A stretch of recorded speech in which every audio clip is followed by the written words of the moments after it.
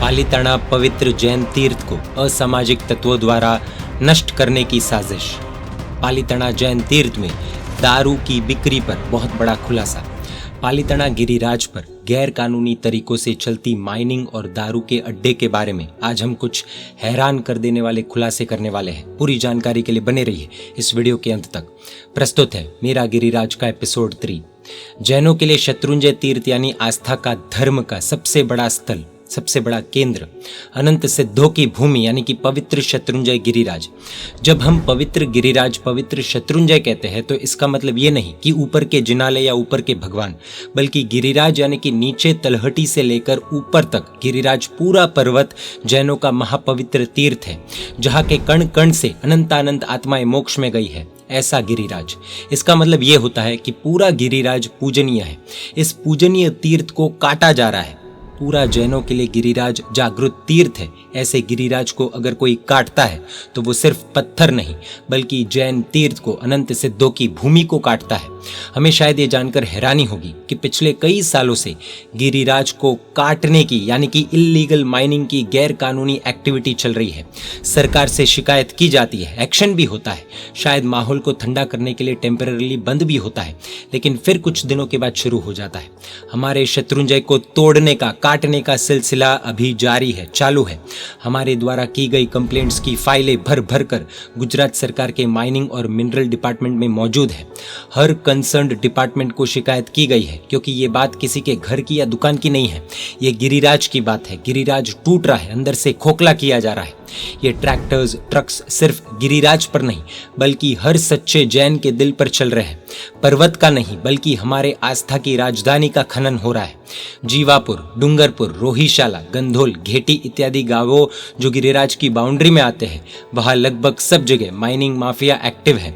बिना number plate की ट्रकें, वाहन आदि आते हैं, गिरिराज को काट काट कर, नुकसान पहुंचाकर पवित्र पूजनीय मिट्टी भर भर कर ले जाते हैं। सीसीटीवी के द्वारा फुटेज रिकॉर्ड होने के बाद भी ये गाड़ियां नंबर प्लेट न होने से ट्रेस नहीं हो सकती है। अब यहाँ पर एक प्रश्न उठता है कि इल्लीगल माइनिंग टेम्पररी सरकार बंद करवा सकती है तो परमानेंट नहीं करवा सकती है क्या? और अगर परमानेंट बंद नहीं कर रही है तो इसका मतलब क्या निकाला जाए? इसके कई अर्थ हो सकते हैं। हम संभावनाएं देखने जाए तो या तो माइनिंग माफिया बहुत पावरफुल है, सरकार से भी ज्यादा पावरफुल है, इसलिए परमानेंटली बंद नहीं हो रहा है और मुफ्त में मिट्टी मिलती है, तो हो सकता है कि कोई सरकारी अधिकारी की भी कृपा दृष्टि माइनिंग माफिया पर हो, क्योंकि उसके बिना यह असंभव लगता है। और सबसे बड़ा प्रश्न यह है कि इल्लीगल कार्यों के लिए हमें कंप्लेंट ही क्यों करनी पड़े? गैर कानूनी काम चलता है और ये सब रिजर्व फॉरेस्ट, गोचर, खेती की जमीन है, पहाड़ है, वहां माइनिंग सीरियस ऑफेंस माना जाता है। सरकार को संज्ञान में लेकर तुरंत सख्त एक्शन लेना चाहिए। इसमें कोई आकर कंप्लेंट करे, उसका इंतजार ही क्यों करना पड़ रहा है? लॉ एंड ऑर्डर भी कुछ चीज होती है। गांधीनगर और भावनगर की सरकारी ऑफिसेज में सारी फरियाद, survey number, Google location, mining का टाइम, ट्रैक्टरों और गाड़ियों की मूवमेंट की फोटो, सब हमारी शिकायत के साथ हमारे द्वारा सरकार को बार बार देने के बावजूद भी माइनिंग हमेशा के लिए बंद क्यों नहीं होती है? प्रशासन पर बहुत बड़ा प्रश्न खड़ा होता है। गिरिराज का क्षेत्रफल कम होता जा रहा है, हमारा गिरिराज कटता जा रहा है, छोटा होता जा रहा है। सरकार को भी कोई रॉयल्टी ये गैर कानूनी खनन की वजह से नहीं मिलती है। अब और एक दिल को जख्मी कर देने वाला सत्य भी सुन लीजिए। ये गिरिराज की मिट्टी में से पालीताना की हमारी नई नई धर्मशालाएं बनती है। धर्मशाला की टॉयलेट बाथरूम में दीवारें गिरिराज की मिट्टी से। सोचिए, धर्मशाला की टॉयलेट बाथरूम का फर्श हमारे महापवित्र पहाड़ की मिट्टी से। सोचिए, जिस कण कण से अनंत सिद्ध हुए उसी कण को कहाँ लगाया जा रहा है? सोचना होगा। जैसे हमने मेरा गिरिराज के एपिसोड 2 के वीडियो में देखा कि धर्मशाला में पानी के टैंकर वाटर माफिया की देन है, वैसे धर्मशाला बनाने के लिए जरूरी रब्बल, मिट्टी, पत्थर ये माइनिंग माफिया की देन है। शायद आप सुनते होंगे, पढ़ते होंगे, सेठ आनंद जी कल्याण जी की पेड़ी, पूज्य महात्माओं की तीर्थ रक्षा समिति क्यों कुछ नहीं करती है? ये सवाल भी अपने आप में होना कोई असामान्य नहीं है। हम आपको ये बता दें, प्राय हर गैर कानूनी प्रवृत्ति की शिकायत, photo, real time location video ये तीर्थ रक्षा समिति और पेड़ी सरकार को और सब जिम्मेदार डिपार्टमेंट्स को करती है, बंद भी कराती है, लेकिन फिर शुरू हो जाता है, क्योंकि ये गैर कानूनी धंधा पैसों का ढेर लगा देता है और इसके भी कुछ हद तक जिम्मेदार प्रत्यक्ष या अप्रत्यक्ष रूप से जैन भी है। जी हाँ, कैसे? कई बार तो जैनों की धर्मशाला के कंस्ट्रक्शन के दौरान भी जो मिट्टी पत्थर आदि लगते हैं वो भी इल्लीगल माइनिंग, जो कि गिरिराज को तोड़कर उसका खनन करके की जा रही है, उससे प्राप्त करके कंस्ट्रक्शन के उपयोग में लिया जा रहा है। ये इन असामाजिक तत्वों द्वारा की गई सोची समझी प्लानिंग है। धनवान लोग कॉन्ट्रैक्ट देकर चले जाते हैं, उन्हें क्या पता कि मिट्टी और पत्थर कहाँ से आ रहे हैं। साथ ही साथ सिर्फ धर्मशाला ही नहीं, आसपास के क्षेत्रों में भी इस इल्लीगल माइनिंग द्वारा कंस्ट्रक्शन हो रहा है। इल्लीगल माइनिंग को लेकर भी हमारा सख्त विरोध है और प्रशासन से मांग कर रहे हैं कि तुरंत इस पर स्ट्रिक्ट एक्शन लिया जाए। गिरिराज वीक हो रहा है, लैंडस्लाइडिंग हुई है और आगे भी हो सकती है, और इसकी वजह से ऊपर के गढ़ एवं मंदिरों के लिए भी खतरा बढ़ता जा रहा है। गौचर संरक्षित वन में खनन से पर्यावरण को, wild life, water body, soil, forest और पूरे इकोसिस्टम को भी बहुत बड़ा नुकसान हो रहा है और बहुत बड़ा खतरा भी मंडरा रहा है। इसका संज्ञान forest ministry, environment ministry, water resources department आदि सरकारी डिपार्टमेंट्स क्यों नहीं लेते हैं? इन कार्यों में सरकारी डिपार्टमेंट्स क्यों बार बार विफल हो रहे हैं? इसका कारण समझ में नहीं आ रहा है। सब फुटेजेस आप अपनी आंखों से देख सकते हैं।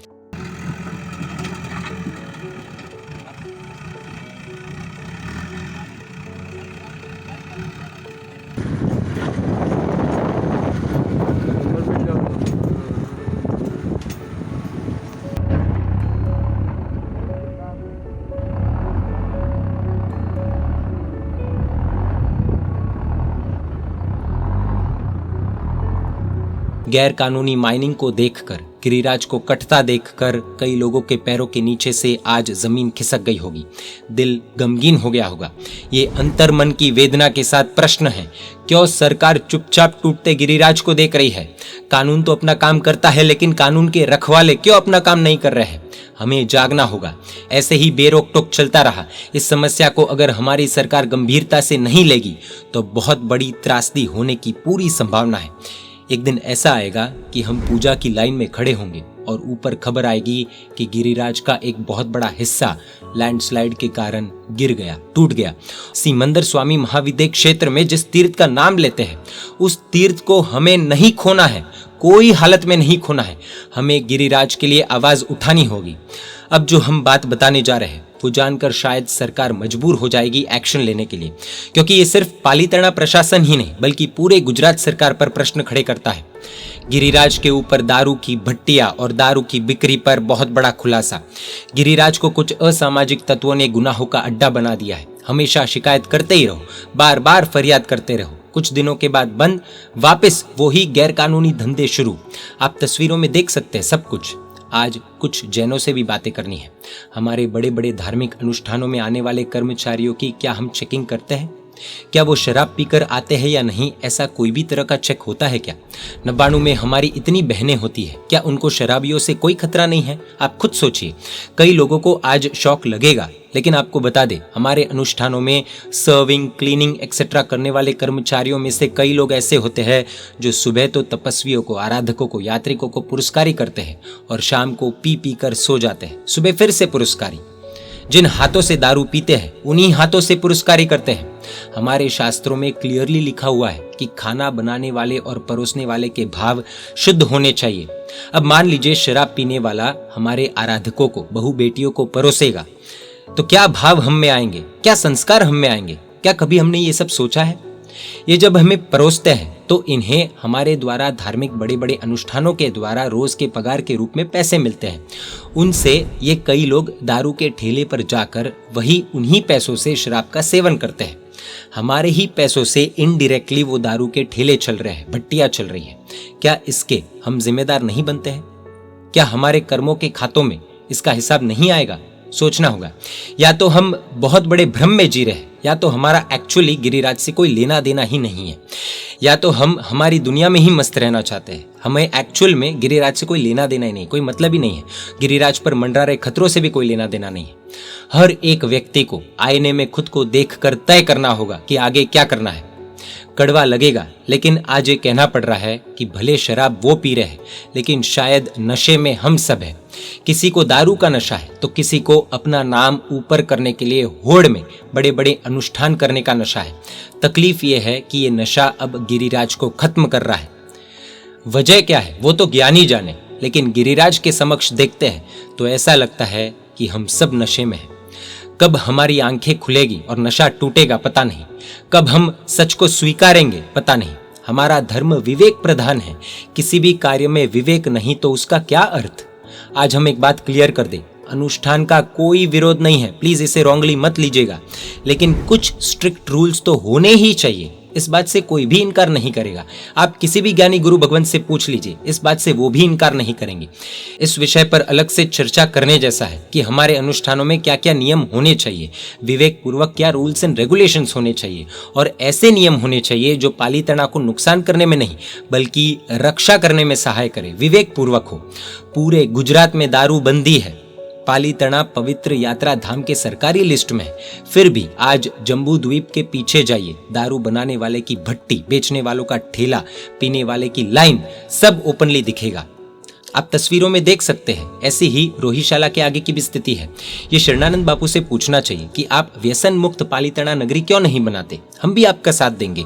पालीताना तालुका के स्थानीय लोगों की सेहत खत्म हो रही है, परिवार टूट रहे हैं, क्राइम्स बढ़ रहे हैं, गरीबी बढ़ रही है, लोगों की आयु कम हो रही है, फिर भी दारू के अड्डे बढ़ रहे हैं। इससे हमारी यात्रिक माताएं और बहनों को भी खतरा बढ़ रहा है, पूज्य साध्वी जी भगवंतों के ऊपर भी खतरा बढ़ रहा है। लेकिन ऐसा भी हो सकता है कि कहीं ना कहीं हमारी फरियाद रिश्वत के नीचे दबती जा रही है। हम सरकार पर, प्रशासन पर उंगली नहीं उठा रहे हैं, लेकिन सब पता होने के बावजूद एक्शन न होता हो तो इसका अर्थ क्या समझा जाए, आप ही बताइए। आज हम ये वीडियो के माध्यम से माननीय सरकार से निवेदन करते हैं, आप कानून को इम्प्लीमेंट करिए। जैन पालीताना की जनता और शासन प्रशासन के साथ है। हम पालीताना की जनता की फरियाद को दूर करने में सरकार को हर तरह की शक्य सहाय करते हैं और आगे भी करते रहेंगे। हेल्थ, एजुकेशन, वेलफेयर, इकोनॉमी, पर्यावरण, जीवन का स्तर ऊपर लाने में आपके साथ है। व्यसन मुक्त पालीताना का अभियान आप शुरू करिए, हम सब आपका साथ देंगे। आप हमारे गिरिराज की पवित्रता की और हमारे धार्मिक अधिकारों की रक्षा का वचन दें। पालीताना को असामाजिक तत्वों से मुक्त बनाइए, पालीताना को माफिया मुक्त बनाइए, क्योंकि ये आपका फर्ज है। आप हमारे गिरिराज पर अतिक्रमण करने वालों को स्टेशन आउट कीजिए। शांत और समृद्ध पालीताना पर देश गौरव करेगा। हम हमारा गिरिराज सुरक्षित चाहते हैं, माइनिंग माफिया से सुरक्षित चाहते हैं। हम हमारा गिरिराज कटता हुआ नहीं देख सकते हैं। गिरिराज हमारे लिए जीता जागता भगवान है। जय आदिनाथ, जय गिरिराज, जय जिन शासन, जय महावीर।